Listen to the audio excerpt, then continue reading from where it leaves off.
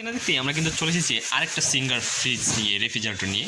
এটার প্রাইসটা কেমন হবে এবং এটার মডেলটা কি সেটা এখন দেখিয়ে দেবো। এটার মডেলটা যেটা হচ্ছে সেটা হচ্ছে এটা হচ্ছে আর কি ধরুন 16 সেফটি 15.5 সেফটি বলে একে।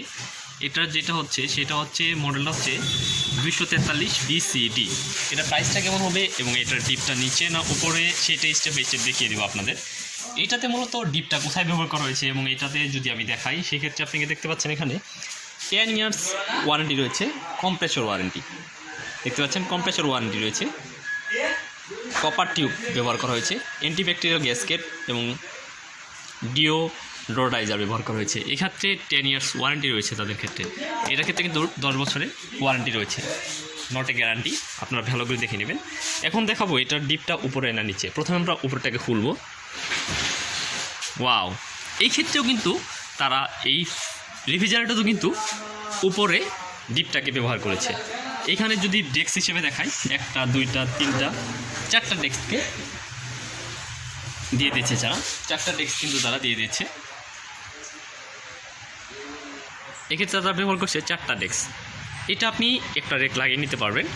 আর নিচে যদি আমরা দেখাই, নিচে হয়েছে নর্মাল, নিচে হচ্ছে নর্মাল সিস্টেম। নর্মালের সেক্ষেত্রে তারা এটা হচ্ছে সবজি রাখার ডেস্ক।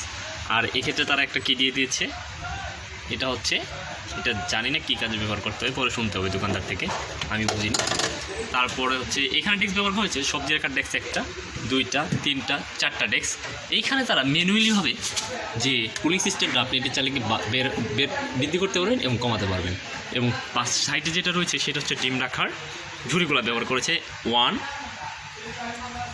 2 3 3টা পট ব্যবহার করেছে। এখন যদি বলি এটার প্রাইসটা কেমন হবে, সেই প্রাইসের কথা যদি বলা হয় তাহলে এটার প্রাইস চাওয়া হচ্ছে 40,190 টাকা।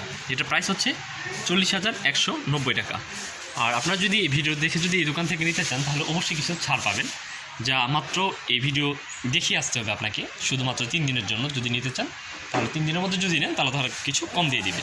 মোটামুটি এই ফ্রিজটা সম্পর্কে বললে আমার কাছে অনেক ভালো লেগেছে, কারণ এটা কোনো শব্দ নেই।